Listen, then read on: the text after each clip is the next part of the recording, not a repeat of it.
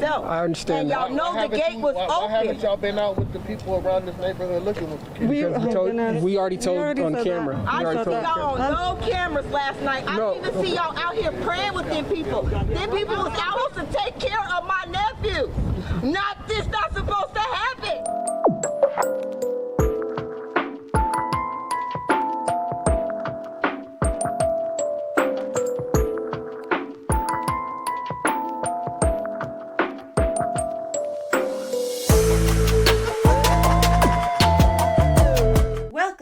Welcome back. I'm Cassie, and this is A Wicked World.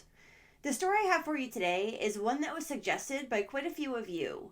These two little boys went missing from their adoptive parents' house, and right away, those parents started to look guilty. Things just weren't adding up. This is the story of Orrin and Orson West.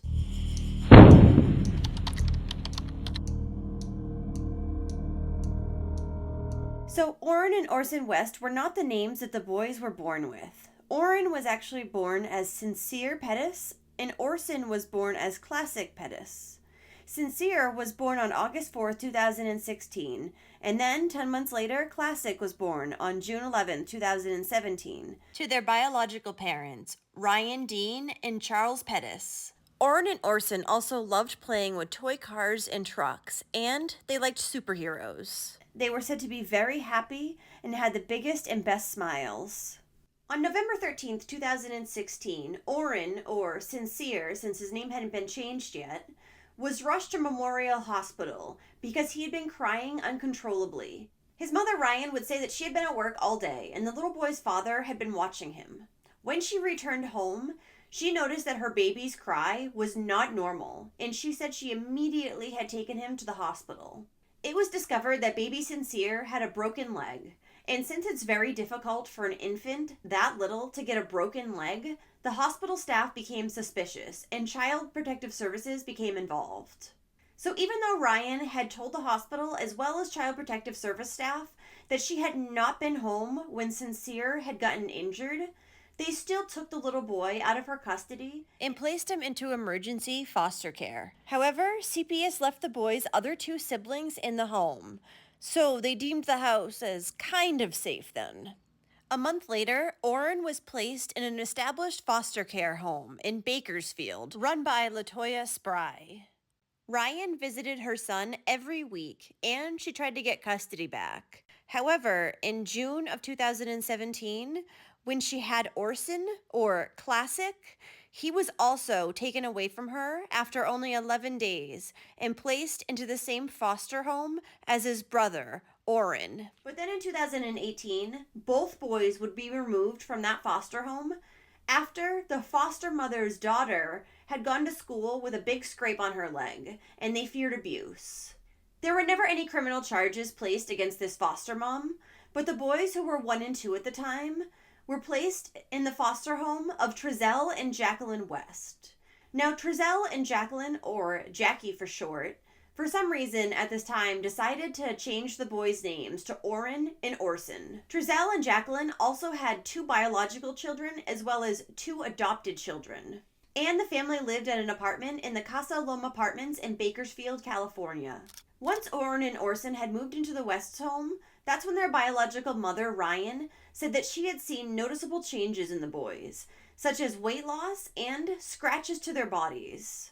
So in November of 2018, Ryan had written to the courts expressing her dissatisfaction with the boys' placement in the West's home. She was worried they were not receiving proper care there, and she wanted custody back of her sons. She had even finished taking the required parenting classes. However, nobody seemed to listen to the distraught mother. Trezell and Jackie West would be allowed to adopt the boys in 2019, and Ryan says that she was not notified when this happened, nor was she ever notified that the boys' names were changed. Apparently, according to Jackie, the boys' birth fathers had given up their parental rights. Shortly after, in September of 2020, the Wests would move from their apartment in Bakersfield to a small one-family house with a fenced-in yard in California City. California City is about 60 miles east of Bakersfield, and it's considered to be part of the Mojave Desert. Now, Ryan had only become aware that the Wests had adopted her sons when the boys were reported missing one day. After she had heard, Ryan said she went right to Trezell and Jackie's house to ask them what had happened, but as she said, there was no emotion on their faces. So Orrin and Orson West had been reported as missing on December 21st, 2020, when Trezell said that he had gone outside to chop some firewood, and the boys went out alongside with him to play with some chalk. Then around 4:20 p.m., Trezell would take the firewood inside to put near the fireplace. He then went right back outside. He insisted he was only inside for a few minutes. However, the boys were now gone, and the gate to the fence was open.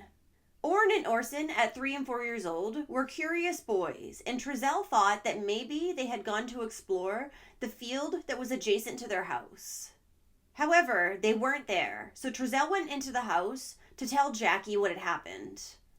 He asked her if she had seen them, and when she said she had not, Trezell went back outside, jumped into his van, and searched around the block for the boys. Trezell knew they could not be far, as he had only been inside for a very brief amount of time. However, they were nowhere to be seen. The local police department was then called, and they arrived at the scene at 4:52 p.m., followed by the sheriff's search and rescue team and a California Highway Patrol helicopter. News of the boys' disappearance spread quickly, and droves of volunteers showed up to help look for them. Some would start searching in the house itself, while others would start searching the backyard and surrounding areas. Others went door to door to ask neighbors if they had seen anything. Police even brought in canines to search for the boys' scent. However, the police dogs only tracked their scent inside the house, not outside. The extensive search had turned up nothing by the end of the day, and the following day, Trezell and Jackie were brought in for questioning. They were said to be cooperative with investigators, and both were given polygraphs, though those results have never been made public. During his interview with police, Trezell told them that the gate to the yard had been closed to keep the dogs in the yard. However, he had found it open, and at the time, he thought that maybe it was his mistake and he had forgot to shut it. When police spoke with Jackie, she told them that she thought the boys had gone through the backyard and taken off. However, police told her that this was not possible because they had discovered no child-sized footprints in the dirt, anywhere in the yard. Law enforcement also issued a search warrant for the West's home, and they collected several brown bags worth of evidence. The police also impounded their van and seized all their electronics. Search parties were out looking everywhere for the two boys, but the Wests, however, were not part of the search at all. Then on December 23rd, 2020, the Wests would come outside to speak to the media, and they would tell them that the police had told them to stay inside, and that's why they were not participating in the searches. They also took this time to beg for the public's help. Went down this street, I turned my light on, I searched, I called their names. Talked to a gentleman on the street on the other side over there, he didn't see anyone.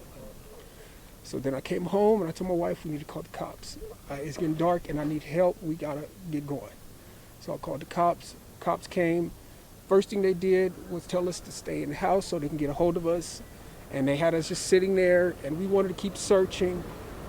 But everybody came out in droves, and I wanted to thank you guys that night, but we couldn't go outside. The cops told us the best are out here. The best are out here searching, and we appreciate it, and nobody ever could tell, we could never talk to anybody, and that was the issue. We just want to thank everybody. We really want to thank you guys. Please, if anybody has seen them, please call, let somebody know. Call the cops, call California's the city police department. Call them and let them know what you've seen, if you see anything. Our boys, they are going to be rambunctious, okay? They are going to be here in this area. And I really would like to go in the houses, but it's not because I want to invade people's privacy. I just want to know if make sure. That's it.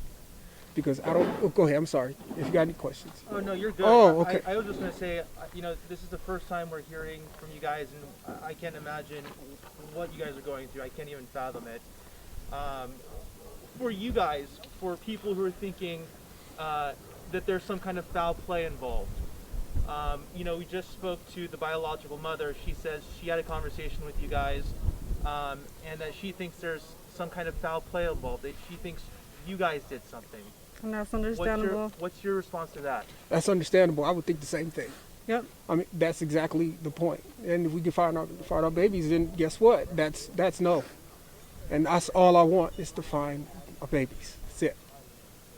And I talked to her this morning, and I really wanted to tell her that I am completely sorry because we were entrusted with her children, and they came to us, and they became our children, and we named them, and they are our children, and so we want them back. So please, if y'all could get back on what you guys are doing, we should be able to get a hold of somebody, but they took all of our tech, so they wanted to, I guess, just rule us out, which makes sense. That's a part of the investigation. So that's pretty much it. Have you guys, you talked to the police all last night? Yes. So you guys willfully gave them your Everything. technology, Yes. the car. Yes. How did they get a search warrant? Did you guys? I no don't see idea. why they got one, but they got one. We Yeah, would they have let them didn't take need one, anything. but- We would have let them take everything. We let them come in and search with us. We asked them to come do that. What did they take? Just tech. And that's it. Like our phones. From the house, though, did they?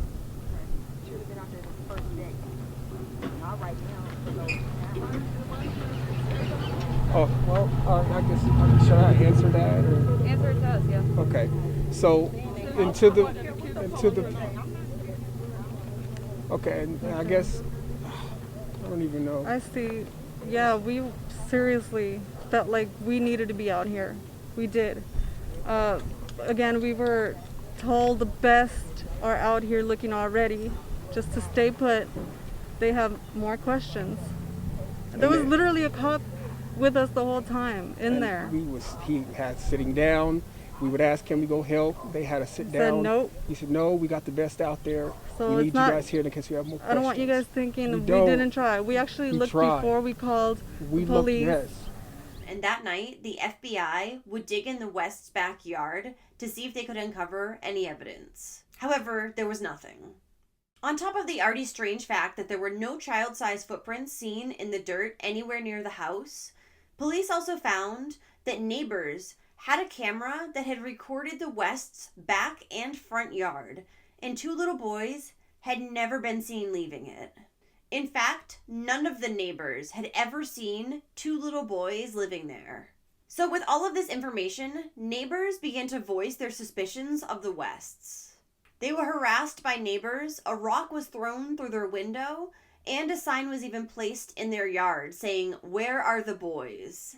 By now, the West's 4 other children had been taken into Child Protective Services. With all the harassment, Trezell and Jackie soon left their house in California City and went back to Bakersfield, where they had just come from, to hide out with Jackie's mom.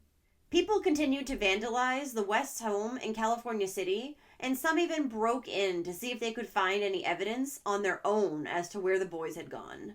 So according to the security camera footage that police had obtained from neighbors of the Wests, on the day that Orrin and Orson had disappeared, you could see Trezell in the backyard, and at 4:20, he goes into the house. From 4:21 p.m. to 4:32 p.m., lights were going on and off in the house, presumably looking for the boys there.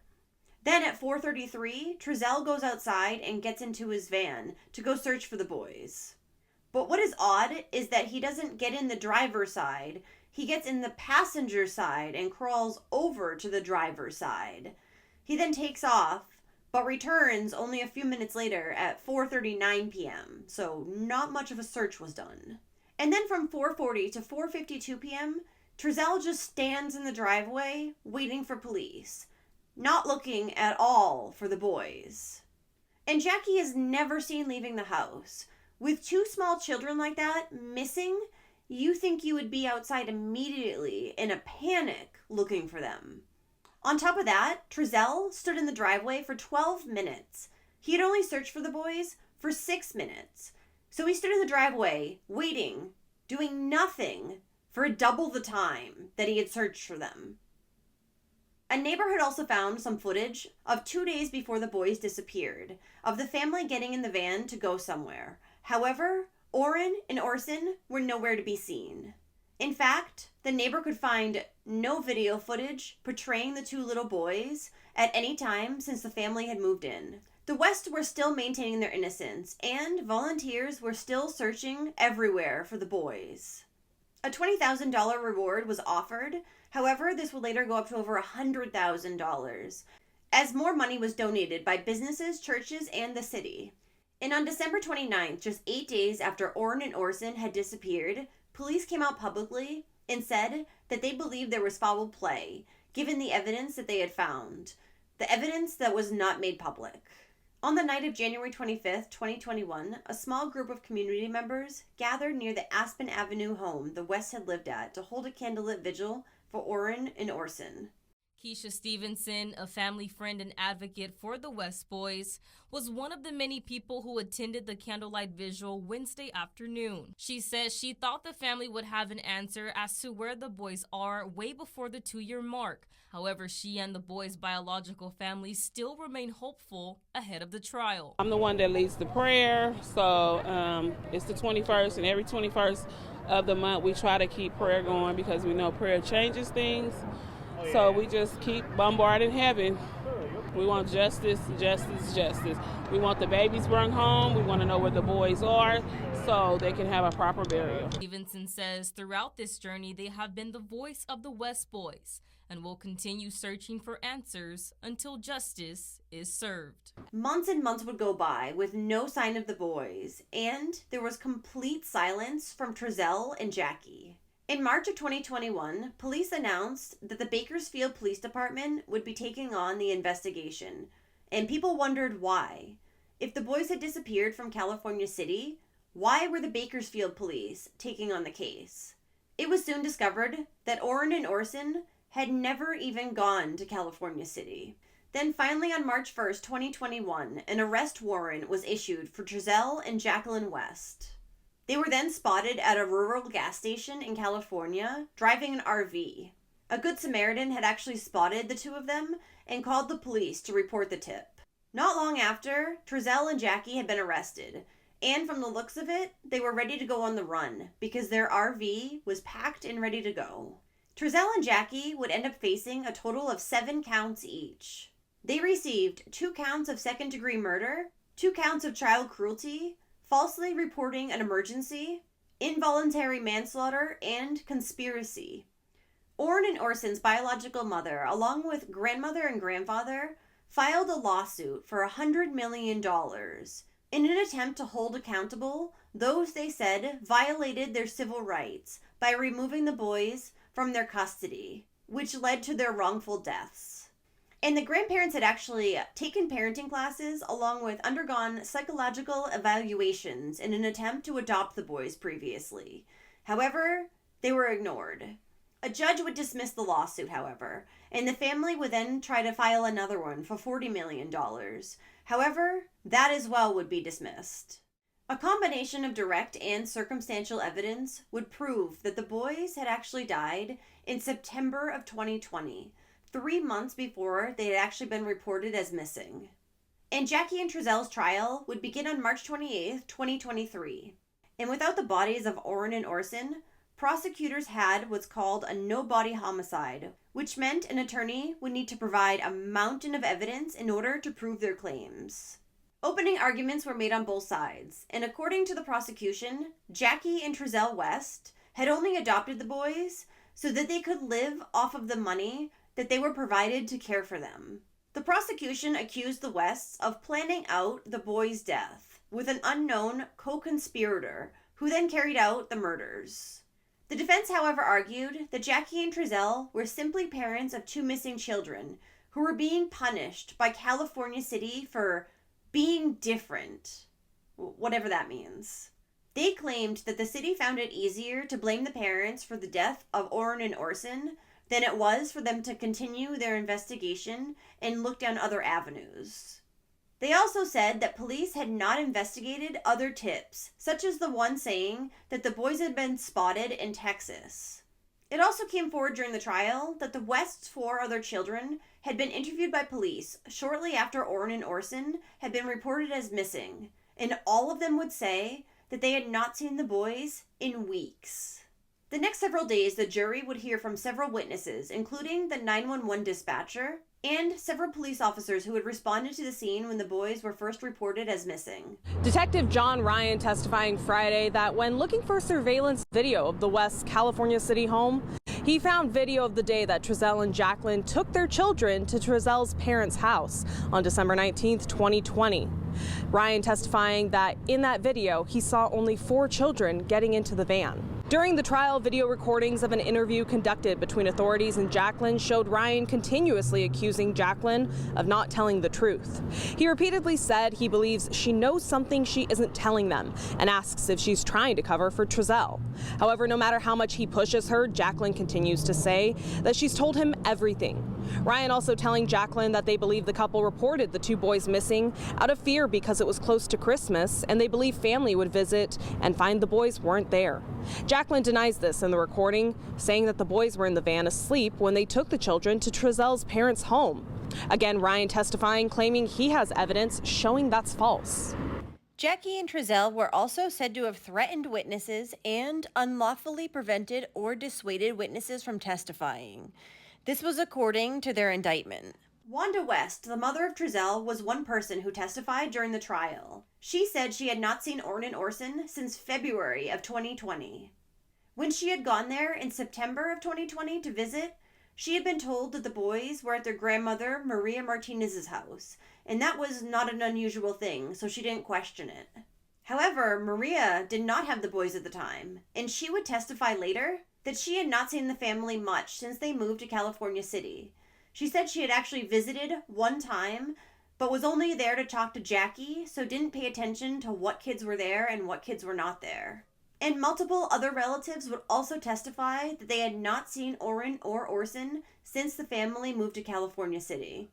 There was a lot of evidence that police had gone on that was in the form of testimony from the West's other children, all of them being under the age of 11 at the time they had been interviewed. Shortly after Orrin and Orson had disappeared, a police officer sat down with the West's other children and asked them if they knew the difference between the truth and a lie. They all said that they did. The officer also asked them if they knew that it was wrong to kill somebody, and they all said that yes, they did. These interviews with the children had actually been the first pieces of evidence that something bad had happened to Orrin and Orson. The defense, however, argued that the children had given conflicting statements and were confused when answering questions. And they were right. The children had given some conflicting stories. Some would say that Orrin and Orson were not in the van with them when they were brought to their grandmother's. Some of them, however, said the boys were in California City with them for a few days. The children were also interviewed by a social worker in December of 2020, and these interviews were played during the trial. The oldest biological child of the Wests, who was 12 at the time of the trial, had previously told the social worker that the reason why he and his siblings had been taken away from their parents was because of Orrin and Orson. The child also told them that Orson had been taken to their grandmother Maria's house, and Orrin had choked in his sleep. This child said that one night he had heard strange noises coming from Orrin's bedroom. He then said the following day he had seen vomit coming out of his brother's nose, and his parents told him that Orrin had died. He also knew this because he had touched Orrin's body and it was cold. He confirmed that this had happened when they lived in their Bakersfield apartment. He said that his parents had told him because he was the oldest, but he needed to keep the secret, or he and his siblings would be taken away from them. In the recording, the child also told the social worker that the night Orrin died, Orson had been eating with his mouth open, so the parents took his food, put it in a blender, and then poured it into a bottle for him. Okay. The child said that Orrin then stole the bottle from Orson, and the parents encouraged Orson to punch Orrin. The child also said that when the family had moved to California City, Orrin's bed was brought with them and put into the room with the other adoptive children's beds. He said his parents were going to tell people that Orrin had been left with their grandmother. The child went on to tell the social worker that while Orson was in California City, It was only for a couple of days. He said one night he had heard a sound that sounded like a bottle of soap falling. And after that, his parents told him that Orson had gone to his grandmother's as well, and he never saw him again after that.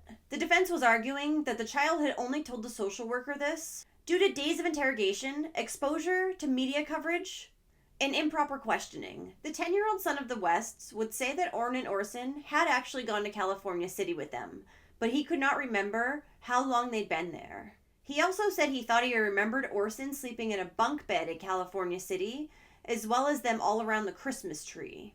The 9-year-old son didn't even recognize pictures of Orrin and Orson when the social worker showed them to him. But he said these two little boys did not move to California City with them.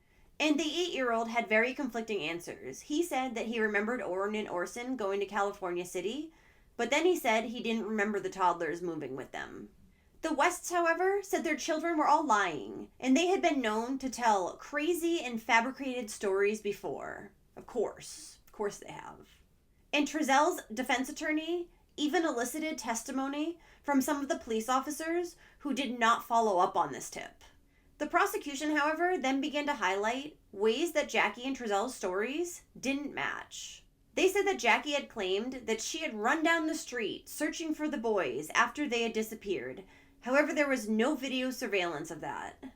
In fact, call records had shown that Jackie had actually been on the phone with her eldest son for 4 to 5 minutes during that period. It was suspected that Orrin had died just before the family had moved to California City. And because they were worried that Wanda might ask questions after seeing just Orson, they decided to kill him too. This would have given the couple 3 months to discard of any bodies, evidence, change their phone numbers, and move.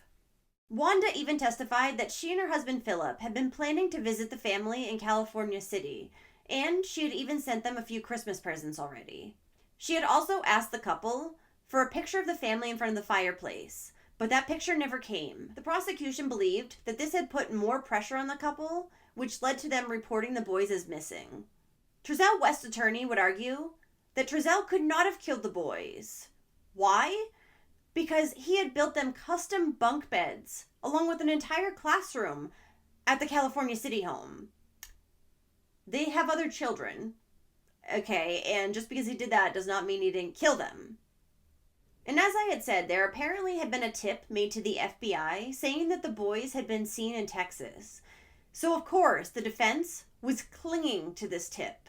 The defense maintained that there was no serious inquiry done by police if the kids really had been kidnapped. They said this had caused the investigation to be skewed from the very beginning because police had only focused in on the parents. Another thing they said that had messed with the investigation was that police kept telling people that there was no evidence of children living in the West's home in California City, which led everyone to establish their questions and investigation around this fact. However, there were multiple children items found, including diapers, toys, kids' blankets, and car seats. There were also kids' blankets and kids' toothbrushes that were never collected from the home for DNA testing. And they said there was no evidence that the West children had ever even been abused. All 4 kids had previously had their bodies examined for any bruising and scarring. But after a 6-week trial, it took the jury only 1 hour to convict Jackie and Trezel West. They were found guilty on 5 of the 7 charges, including second-degree murder of Orrin, involuntary manslaughter of Orrin, and child cruelty for both Orrin and Orson. They were also found guilty of falsely reporting an emergency. The only charges they were not convicted on was the second-degree murder and involuntary manslaughter of Orson. Prosecutors, however, announced that they will not retry the Wests on these hung charges, noting how difficult it was for the child witnesses to testify. Now, unbelievably, before sentencing, Jackie's lawyer made a plea for her client to only get probation. Yeah, for murder, probation. She said even though this was an unusual request for the conviction, her client had lost everything. Her husband, her children, her prior life. And if she had any information as to the boys' whereabouts, she would have given it at this point. Sure. Her lawyer also used the reasoning that Jackie had never had any criminal conviction before, and she had never been the subject of any Child Protection Service investigation. The judge, however, rejected this request, saying, Jacqueline West is not the victim. Let's just be clear. I'm going to sentence her to what I believe is an appropriate sentence in the eyes of the law. Jackie was then sentenced to 15 years to life plus 4 years, and Trezell was given the exact same sentence. On October 21st, 2021, the community held another candlelit vigil, this one to mark the passage of 10 months since the boys were reported as missing. A toy drive was also held in honor of Orrin and Orson for Christmas that year.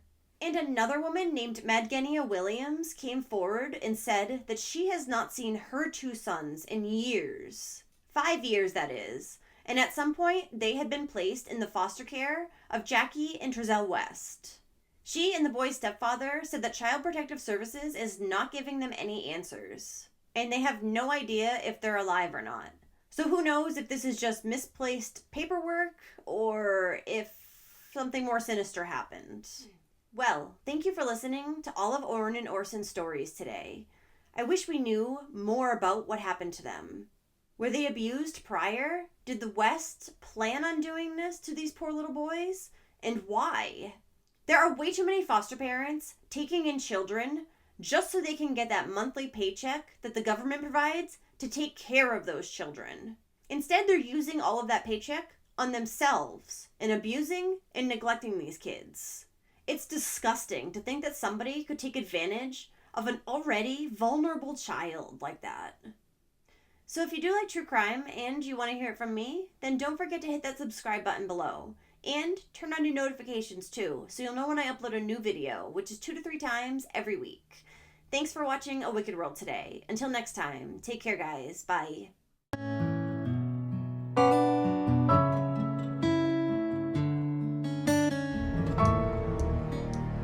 Thank you for being patrons of A Wicked World. Adina, Allie, Amanda, Amy, Angela, Angie, Brandy, Carrie, Catherine, Cecilia, Celia Cruz, Claire, Danielle, Danny J, Drew, Eric, Frank, Georgia, Haley, Hannah Rama, Hannah, Jackie, Jen, Jennifer, Kara, Christy, Lori, Marion, Mary, Mel, Mimi, MJ Kelly, Neoma, Nikki, Owen, Ray, Robin, Sharon, Starlit Sky, Susan, Tamra, Tammy B, Tammy S, Tracy, UK, and Whisper216. You guys rock. Now, there's even more of A Wicked World on Patreon. You'll have access to exclusive videos each month and more. Any support truly helps to make sure the victims never get forgotten and to highlight the shortcomings of society associated with each case. So check it out at patreon.com/awickedworld or use the Patreon app. Do you have a suggestion for a case you'd like to see me cover? If so, send me an email at awickedworldtruecrime@gmail.com.